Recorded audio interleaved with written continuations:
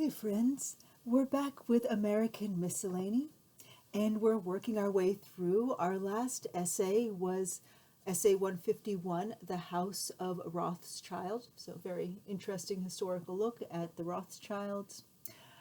So this book is completely random. This is a book called American Miscellany, published in 1865. So the subject matter is completely random and unknown to me before we get there.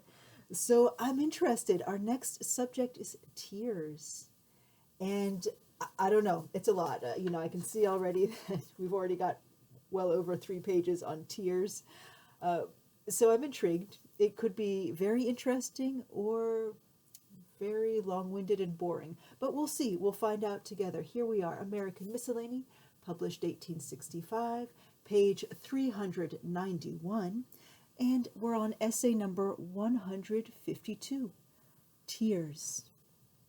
The connection between laughter and tears is so close that the latter is often the natural sequence of the former, an overflowing of the eye being an unfailing accompaniment of the convulsion of mirth. In the midst of life, we are in death. In the middle of laughter, we are in tears. But the strange association does not end here, for weeping produces joy by relieving and solacing the wounded heart, and through the gloomy portals of the grave we pass into immortal life. Weeping is an earlier affection than laughter. The former comes to us with our first inflation of the lungs by atmospheric air. But we are not sufficiently reconciled to the world to laugh at it for some little time. Crying is easy. We take to it by instinct by the moment we are born, but we require a month or two, and sometimes more than that, to find out the jest of life. We do not know all at once what people mean by poking us in the ribs, pinching our cheeks, throttling us with their kisses, and addressing us in an unknown tongue. But the fun of the thing at length dawns upon us, and then becomes clearer and clearer, till, beginning with a smile, we get in time to a downright crow. Weeping is not only first, it is likewise last. The tears of infancy are renewed in old age, and the same salutation we give the world at meeting suffices for our farewell. But midway between these 2 points we are freer from the emotion, equidistant from the softness of youth and the weakness of age. The mortal coldness of the soul comes down over our manhood like death. That heavy chill has frozen over the fountain of our tears, and though the eye may sparkle still, 'tis where the ice appears. Weeping is not only first and last, it is a necessary condition of perfect life. Laughter, no doubt, is wholesome from its effect upon the lungs and the circulation, but tears are indispensable to the sight. Some people get on very well without laughing, but we must all look at the world through our tears, or else not look at all. Without this moisture, the eye would lose its brightness, the cornea would wither and dry up, and we should become blind. Laughter is an accident, an exception, a liberty taken with nature, and after the convulsion is over, our features recompose themselves into deeper gravity than before, as if in remorse for their extravagance. Tears, on the other hand, are a normal suffusion that is necessary to the organ of sight, and after their effusion and weeping, we feel refreshed and thankful, the grief that has called them forth being softened by the shower, just as any acrid matter that may enter the eye is diluted by its protecting tears. But although grief may be the most common cause of weeping, it is by no means the sole cause. Joy, surprise, sympathy, and other emotions affect us in the same way. When long severed friends meet again, they not unfrequently weep. Thus Joseph was so affected by the meeting with his brothers that he made haste, and he sought where to weep, and he entered into his chamber and wept there. Among savages there is a great difference in this respect. The American Indian would think his manhood foully stained by a tear. while among the New Zealanders, weeping is practiced as an accomplishment by the chiefs. Oh, interesting. Who consider it still more necessary to be able to cry well than fight well. They consider it still more necessary to be able to cry well than fight well. It tracks with those that I've met of that lineage. Very strong hearts. The Western strangers, they remark, meet their friends like so many dogs. Civilized dogs, of course, they mean, giving each other a paw. As for themselves, they not only embrace and rub noses, but then sit solemnly down face to face, and drawing their mats over their heads, weep for joy as if their hearts were breaking. Yeah, I experienced that nose thing once. It was beautiful. Triumph after severe suspense moves man to tears as commonly as the joy of meeting. Laughter is said by some writers to be a manifestation of this proud feeling, but the same thing might be said more correctly of weeping. We remember when visiting the Church of Notre Dame at Mons, being much struck with the loftiness of the vault of the nave, from which some men, engaged in whitewashing the roof, swung in barrels, looking like so many spiders. When this vault was built and the supports were about to be withdrawn, Rudis de Montreuil, terrified at the boldness of the arch he had constructed, did not dare look on, but went home and there awaited the result in the agony of suspense. Judge of his feelings when he heard at length the hasty steps of his nephew, whom he had deputed to witness the operation. It stands, cried the young man, bursting into the room, an immortal monument of your fame. At the words, the architect fell to the ground as if struck with a blow, and burst into a passion of tears. The constructor of the first Menai bridge had more nerve than Rudis. He looked on while the last chain was fastening, when in another moment the fate of his remarkable work would be determined. But success had the same effect upon him as upon the French architect, and when he saw that all was safe, he burst into tears. A feeling somewhat different from this, united with home recollections, affected Bruce when he saw the object of his adventurous wanderings completed, and his full heart saluted the source of the Nile, not with exclamation of wonder and exaltation, but with silent tears. Oh, poem, how nice. No more than this. What seemed it now first by that spring to stand? 1,000 streams of lovelier flow bathed his own mountain land. Thence far o'er waste and ocean track, their wild sweet voices called him back. He wept, the stars of Afric's heaven beheld his bursting tears, e'en on that spot where fate had given the meed of toiling years. O happiness, how far we flee thine own sweet paths in search of thee. But tears are not only called forth by opposite feelings, they are likewise the cause of opposite phenomena. I saw thee weep, the big bright tear came o'er that eye of blue, and then methought it did appear a violet dripping dew. I saw thee smile, the sapphire's blaze beside thee ceased to shine. It could not match the living rays that filled that glance of thine. It did not perhaps occur to the poet that these two effects were produced by the same cause, and that his mistress's eye owed its brilliance as well as its softness to a tear. The power attributed to the eye in itself is in great part a delusion. It is not a kind of soul, as people are fond of representing it, but a mere body, owing its greater or less brightness to the greater or less adaptation of its color for reflecting light through the lacrimal liquid. It's a new word for me. Lacrimal, I guess, means tear. Its expression is determined in great part by the other features, but more especially by the mouth. Look at the face of a blind man, and you will see that it it expresses the passions pretty nearly as well as that of a man endowed with sight, wanting only the effect of moisture in the eye, the quantity of which is to a certain degree indicative of the emotion.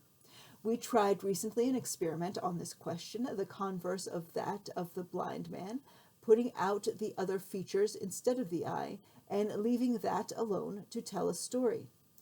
This was accomplished by means of a paper mask, which hid the whole face with the exception of the eye, and our subjects, being chiefly young ladies, it may readily be supposed that we obtained as much expression as nature intended to give. Okay, true, fair. But what an expression! If you have ever witnessed the unnatural effect of a glass eye, think of what two would have. While the paper mask was quivering and the whole frame convulsed with suppressed laughter, there stood the eyes, staring straight forward, cold, stony, mute, spectral, destitute of feeling and of life. There was something strange, almost shocking in the contrast. But when the mask was torn off and the young and mirthful face disclosed entire, the expression at once returned in a flood of light, and the rekindled eyes laughed till they wept. The lower animals bear testimony to the same thing. In them we often meet with an expression of either amiability or moroseness, but this is not without variety, except in those species gifted with mobility of feature. The cat, for instance, who has no such mobility, except on extraordinary occasions, looks invariably grave, even in the midst of her wildest gambols. The dog, on the other hand, having the power of imitation, has a decidedly human smile when he chooses, and can easily be moved to tears by soft and melancholy tones. But we were once very intimately acquainted with a lady's lapdog, which followed its mistress in something more than her smiles and tears. This little animal was of the most delicate organization, and of so nervous a temperament, that on meeting a beloved friend after a long absence, the joy was overpowering, and poor Fanny fainted away. This curious manifestation of sensibility we have repeatedly witnessed, although only in the case of the same individual of our canine friends. With regard to the human species, it is not only in the important circumstances and great emergencies of life that tears come uncalled for. They are produced by 1,000 sympathetic emotions, so slight and evanescent that we can hardly trace their nature or their track.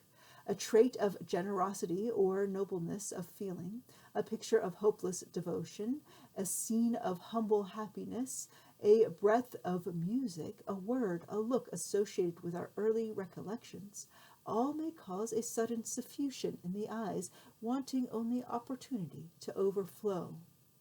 A deep tragedy affects us in this way less than a shock of sentiment occurring in a comedy.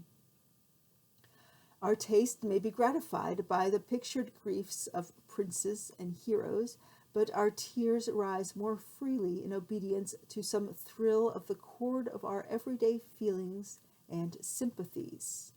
Among tragedies, those are the most successful in touching us which the heart can translate into common language and remove into the humble sphere of its own affections. It is impossible that a comedy can make us laugh which does not here and there make us sad and tearful. No one can laugh through several acts any more than he can refrain from yawning after the first few pangs of a jest book. After the first few pages of a jest book. No one can laugh through several acts any more than he can refrain from yawning after the first few pages of a jest book. We want contrast to give relief, to carry us on from point to point, to give piquancy to the entertainment. The mind needs no repose, but it must have variety. When tired of one thing, it applies itself to another of a totally different kind, just as a tailor gets up to rest himself by standing. Tears and laughter, besides, are natural associates, a fact which was impressed upon us many years ago by the admirable acting of the elder Matthews in a trifling little comic piece called My Daughter's Letter. He was constantly calling at the post office for a letter from his daughter and was as often disappointed. Here were slight materials, but Matthews was a man of genius, and he so contrived with his pathos and absurdities, his French broken by English and English broken by French, and the universal language of nature over all, to keep the audience in a continuous alteration of sobs and laughter. Never did we hear such manifestations of grief, never beheld such enjoyment of fun. One moment everyone was drowned in tears, and nothing was heard but catching of breaths and blowing of noses. The next, a general burst of laughter swept round the house like a tempest. A living poet desires of chemistry to turn a tear into a gem, though he may wear it upon his bosom. Oh, that chemist's magic art could crystallize this sacred treasure! Long should it glitter near my heart, a secret source of pensive pleasure. But as the great bulk of tears consists of water, with only a very small portion of saline substances, it might be difficult to obtain from them in sufficient quality, unless perhaps in New Zealand, even such evanescent crystals as are left by evaporation. The ordinary use of tears is to wash and moisten the eye, for which a small quantity suffices, but nature is never found wanting in great emergencies, and accordingly, in the case of an accidental injury, the liquid pours upon the cornea in such abundance as may be requisite for its protection. It guards the eye from cold, screens it from light, assuages its sufferings from smoke or other acid vapor, and breaks the harshness of contact with a foreign body, which it dissolves or floats away in its beneficent stream. Finally, in affections of the mind, and more especially sorrow, tears pour in until they overflow. In tears, as Metastasio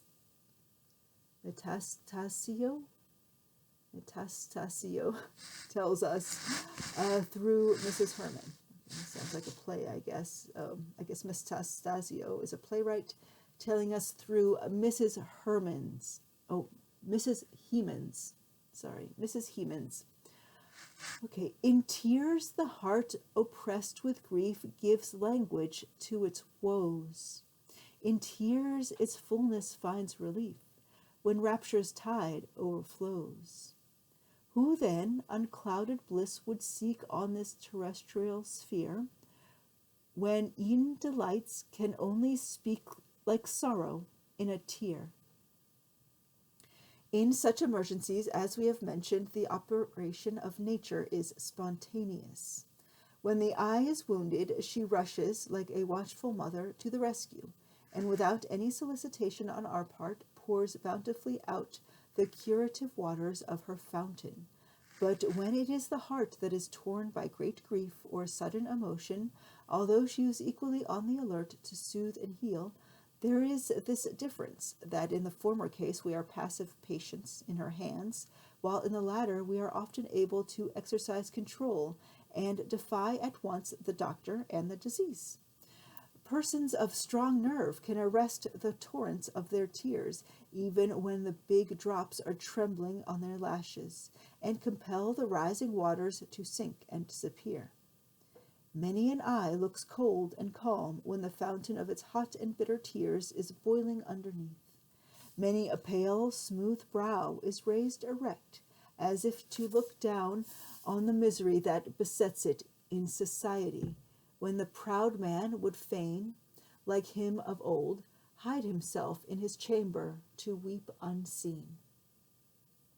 But pride, being in itself unholy, cannot be expected to produce good fruits. And accordingly, whenever the dread of tears prevails habitually and in an excessive degree, we find coldness of heart instead of manliness of character, and an incapacity to extend to others that sympathy which we shrink from ourselves. Abstractedly, there is nothing more unmanly in a manifestation of sensibility by tears than by smiles.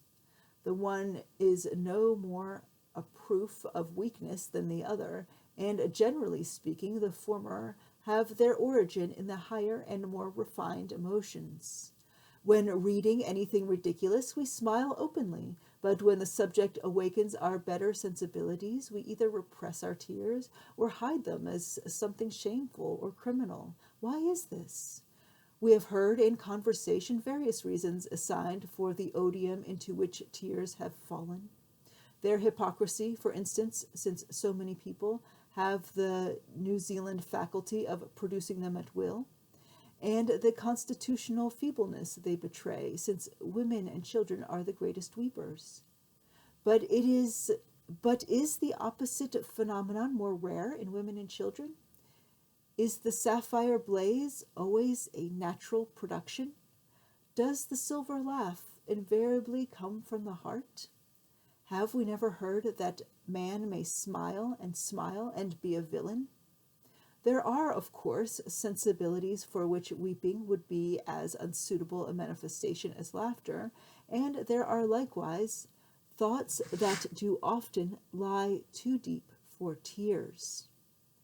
But we suspect that our dread of betraying the softer emotions is a remnant of the same unreflective pride which keeps the Western Indians in a state of savagism to this day.